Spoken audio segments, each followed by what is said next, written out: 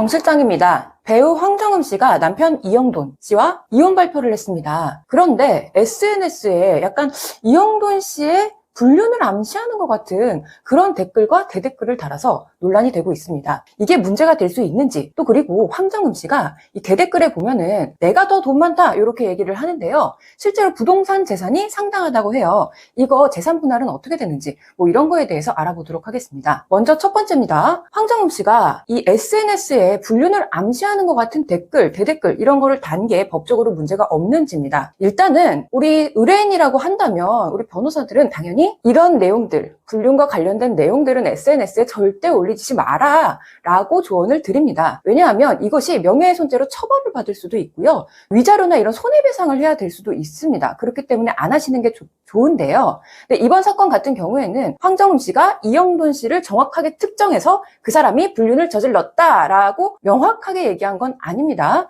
그래서 빠져나갈 여지가 없지는 않은데요. 그럼에도 불구하고 문제가 될 수는 있습니다. 왜냐하면 이영돈이 그랬다라고 얘기하진 않았지만 이영돈 씨를 아는 그 누군가가 본다면 이게 이영돈 씨를 특정하는 내용이다 라고 알아챌 수 있을 정도라면 그거는 특정한 게 맞다라는 판례가 있기 때문에 인정이 될 수가 있고요. 또 하나의 문제는 불륜을 했다라는 것도 정확히 얘기를 하진 않았어요. 그렇지만 어떤 사실을 직접적으로 적시하지 않더라도 전체적인 내용을 봤을 때 어떤 사실이 있었음을 암시하는 것처럼 됐다 라고 한다면 이거는 사실 적시로 봐야 된다라는 판례가 있습니다. 그렇기 때문에 내가 바람 필 줄 알았으면 결혼했겠냐? 라는 말은 왠지 이영돈 씨가 바람을 폈다라는 걸 암시하는 내용이죠. 그렇기 때문에 사실 적시가 인정될 여지도 있습니다. 물론 이 모든 것들은 이 씨가 황 씨에게 문제 제기를 하면서 형사고소를 했을 때 문제가 되는 거기 때문에요. 어떻게 될지는 두 사람과의 관계에 크게 달려있다. 이렇게 봐야 되겠죠. 그리고 일단 재산분할 문제입니다. 이 재산분할에 있어서 황 씨가 부동산이 100억대의 부동산이 있다고 해요.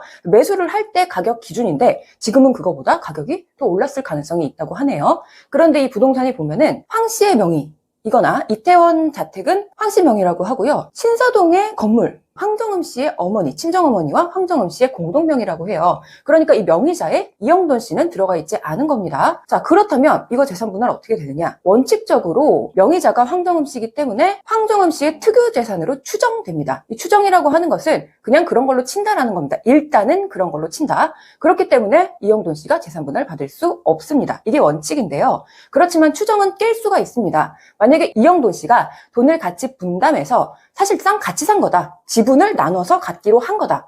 이렇게 됐을 때는 이거에 대해서 공동지분을 주장할 수 있겠고요. 일단 가장 먼저 해야 되는 건 점유이전 금지 가처분. 가처분을 먼저 신청을 해야 됩니다.